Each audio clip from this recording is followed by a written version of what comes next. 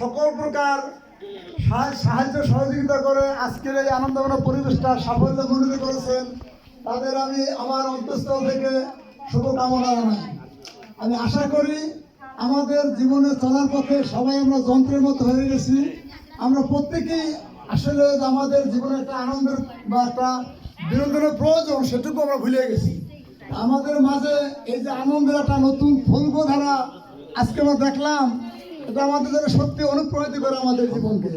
আমি আশা করবো আমাদের প্রতি বছর আমাদের শত ব্যস্ততার মাঝেও ইনশাআল্লাহ এইভাবে সমন্বিত প্রচেষ্টার মাধ্যমে এই ধরনের একটা বার্ষিক আনন্দের আয়োজন করতে পারি।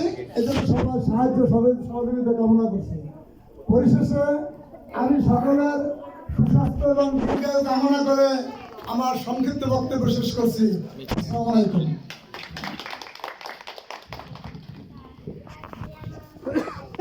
কিছু বলার লোক সামলাতে পারলাম না, দাঁড়িয়ে গেলাম। আমার অসাধারণ ভালো লাগছে। আমরা আজকে এখানে যারা বসে আছি, ঠিক এরকম অনুষ্ঠান যদি আগামী বছর হয় আমরা অনেকেই থাকবো না। আমাদের এই যে গেট টুগেদার, এটা সম্ভবত একবারই জীবনে হয়। তো আমি ঢাকাতেই জন্ম, আমার ঢাকাতেই বড় হওয়া। আমি এই বাড়িতে ফার্স্ট আসি 1984 সালে, তখন আমার বয়স 6 বছর। এই বাড়িতে আমার দাদাকে দেখেছি, এখন তিনি নাই, এখন তিনি শুয়ে আছেন। এখন যাওয়ার সময় আমরা বলি যে আসসালামু আলাইকুম ইয়া আহলাল কবর। তো আমরা এটা সম্ভবত আমাদের হাওলাদার বাড়ির আমার দেখা চতুর্থ এবং পঞ্চম প্রজন্ম এখানে বসে আছে।